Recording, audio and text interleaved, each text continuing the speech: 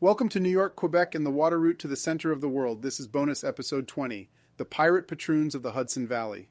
It's June 7th and the year is 1692. The time is approaching noon at Port Royal, Jamaica. Suddenly a massive earthquake turns the spit of sand into liquid muck, and an enormous tsunami sweeps away anything that hasn't sunk below the surface waves already. This natural disaster destroys the major pirate haven of the West Indies, but will soon become a boon for another den of sin, located off the east coast of Africa. The island of Sainte Marie was situated northeast of Madagascar and perfectly placed along the spice routes of the British East India Company. Its syncretic ruling class of Malagasy nobles and European buccaneers had developed long tendrils reaching as far as the Hudson Valley. The first to discover the potential of this out-of-the-way enclave was a former indentured servant by the name of Thomas Tew. He made his life as a privateer after serving out his penal sentence on Barbados or St. Kitts. His success brought him the funds and crews necessary to attack French factories near the River Gambia. He set out in 1692 and possessed letters of marque that sanctified the venture from the governor of Bermuda.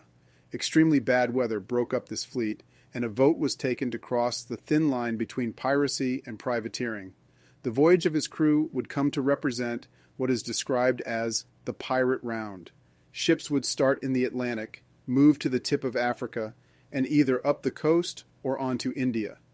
The island of Sainte Marie was the perfect operating base from which to intercept trade between India and North America, while also positioning oneself to seize the Islamic trade in slaves and Haji pilgrims at the mouth of the Red Sea.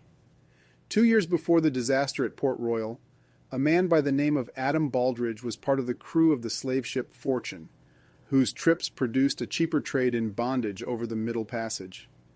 Seeing the advantage of a beautiful landlocked bay, he elected to stay on the island of Sainte Marie and set up shop. The bay he chose contained a protective sandbar at its mouth and was landlocked on 3 sides by elevated hills. These would aid in fortifications to protect the port. He quickly realized the value of his neutral stopover and ingrained himself amongst the local Malagasy nobility. He married several women of local notables and helped them pursue their wars on the mainland. This benefited Baldridge, as the wars delivered large amounts of captured slaves. As I've discussed in previous threads and on my podcast, the Dutch merchant class was uniquely positioned to leverage their international contacts within the Navigation Act system. Poorly defined slave importation contracts for stock-sharing government-backed companies also placed Madagascar in a gray area. Early English governors of New York used privateers to take enemy prizes, and of course do some trading while they happened to be sailing, but it was the New York Dutch merchants that provided the goods and funds for these privateers. The profits were great. A slave could be purchased for a few shillings in Sainte Marie, as opposed to a few pounds in West Africa. The patroon was offered 200 slaves at 30 shillings per head, which equates to roughly 1.5 pounds per enslaved person. Philip stated that he could sell each individual for 30 pounds or more, resulting in a very lucrative profit. Records indicate his round-trip voyages were collecting 10,000 pieces of 8 each time the patroon ship ventured forth. This haul would equal to about 2,500 pounds, and the net profit is still astronomical, even after all other expenses are paid out. There was plenty to split between the privateers, the New York politicians, and the patroons. Greed tends to break up many a good criminal enterprise, and this one was no different. Though the governors of New York issued the letters of marque and invested in the venture, eventually turning New York City into a pirate haunt all its own. Jane Zimmerman, in her book The Women of the House, paints an incredible picture of Manhattan as a true pirate haven at the end of the 17th century. In the early 1690s, New York's Governor Fletcher not only turned a blind eye to the pirates' presence in Manhattan, but actively encouraged their settlement on the island by selling amnesties for criminal acts for next to nothing. Practically every little cove on the East River sheltered a ship bearing the Jolly Roger. Pirates openly frequented the taverns of Dock Street, spending their pay on rich meals. Bulk spices and bolts of exotic fabrics from the East materialized in certain merchants' warehouses after pirate ships came into berth in the East River harbor, and few questions were asked about their provenance. After dark, pirate gangs roamed the maze of wharves and docks to appropriate the rope, sails, brass, iron fittings, and even anchors from ships and storehouses. Yet Manhattan welcomed the sailors, who spent lavishly at any establishment they patronized and pumped into the local economy nearly the equivalent of what they took out. men like Frederick Phillips decided to cut out the middleman. Privateers would pull into New York Harbor by night, but unload a significant amount of cargo onto schooners. This was sent up to the Patroons Manor via the Hudson and small creeks.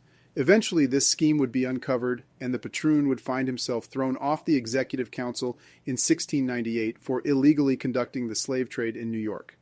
Possibly more than 700 Malagasy slaves were smuggled into the plantations of the Hudson Valley. But the pirate haven declined by the first half of the 18th century, after suffering from British government interdiction and finally Mughal attacks. One of the most intriguing mysteries is the role of Baldridge and his pardon. He seems to have cut a deal with British authorities and was never accused of piracy, though his actions clearly violated the Navigation Acts and impeded on several national stock charter companies. It is his correspondence that finally brings down Phillips, and it seems like the British government's way of getting back at an ungrateful partner, who they viewed had dishonorably cut out some very important men in New York. In another episode of illegal smuggling involving the newly christened English New York leadership and the Dutch merchants, we can glimpse the efforts to disguise and alter transnational shipments to avoid the Navigation Acts. In 1669, a ship called the Hopewell had left from Amsterdam on the way to the tobacco fields of Virginia, when it made a mystery port of call in New York. Pleading a need for relief, the captain disgorged his passengers, whom happily took with them trade goods to sell. Many of the passengers were former Dutch residents of New Netherland or current residents of the English-controlled city of New York. The ship was discovered to have two manifests of dueling nationalities and was impounded for violating the Navigation Acts. This particular vessel was owned by New York's new governor, a man by the name of Francis Lovelace. He shared ownership with a conglomerate of New York and Amsterdam merchants, so he denied all involvement and managed to get the ship out of impound. Now the Amsterdam merchants hid behind a set of shell investors who all legally resided in English New York, and the Hopewell was sailing again by the end of the year. Besides hiding outside investment, the ship made sure to stop in England on its way back to Amsterdam, but was allowed to trade with New York legally in the process. Trade between New York City and the Dutch Republic amounted to between 3 to 5 large vessels per year, a similar number to direct trade with England. From the fall of New Netherlands in 1664 through the end of the century, no less than 50 prominent Dutch-descended New York traders followed this quasi-legal pattern and gained local power many other recently conquered colonial subjects would not achieve. The involvement of Lovelace in the Hopewell also highlights what would become an enduring feature of New York's political economy: the ability of colonists to bring their governors into their trade so as to insulate themselves from prosecution, to earn special privileges, and to shape local law to suit their needs, according to historian Christian Coote. Let's see how this pirate trade wrapped up in New York through a bit of my own family lore. Charles Peters, my 7th great-grandfather, was married in Dustin in West Middlesex in 1699. 3 years later, he immigrated along with his new bride, Mary Cake Peters, to New York.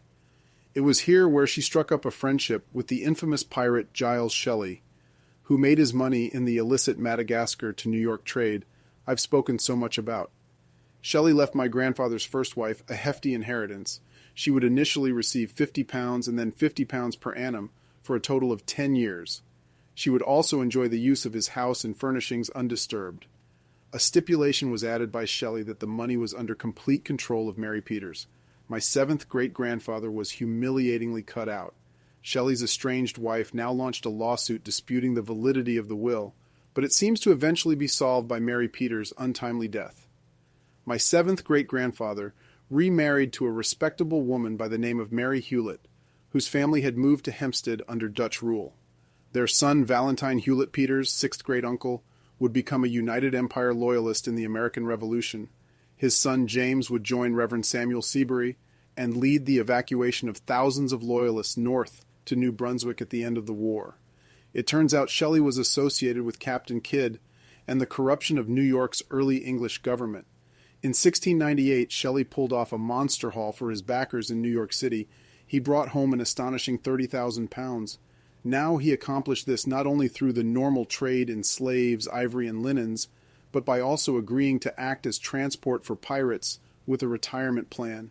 Feeling the heat from both the India Company and local Muslim notables who opposed the pirate outpost on St. Marie, 75 buccaneers negotiated with Shelley for passage back to North America.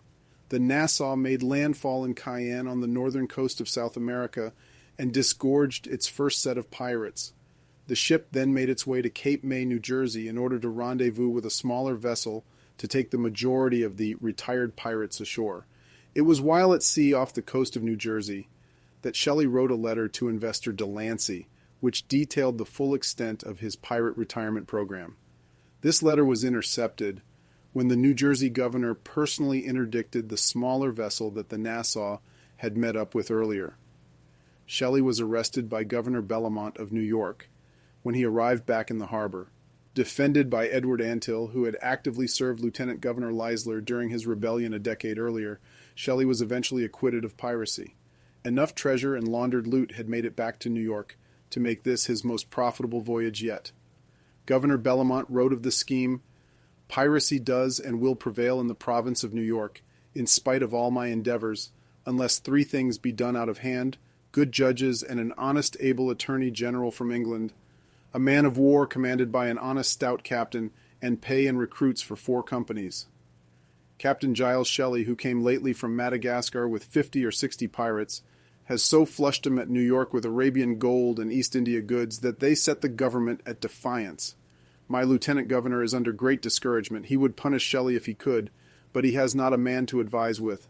Those that are honest are not capable, and those that are capable and whose duty it is are false and corrupt when any seizures are made, and that they are brought to trial.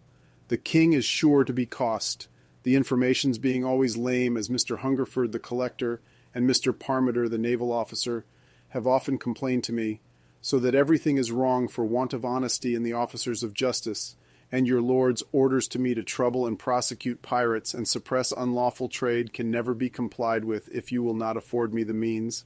August 24th, 1699. Thanks for listening to New York, Quebec, and the water route to the center of the world. Don't forget to check out my new YouTube channel under the title NYQC 1754 Podcast.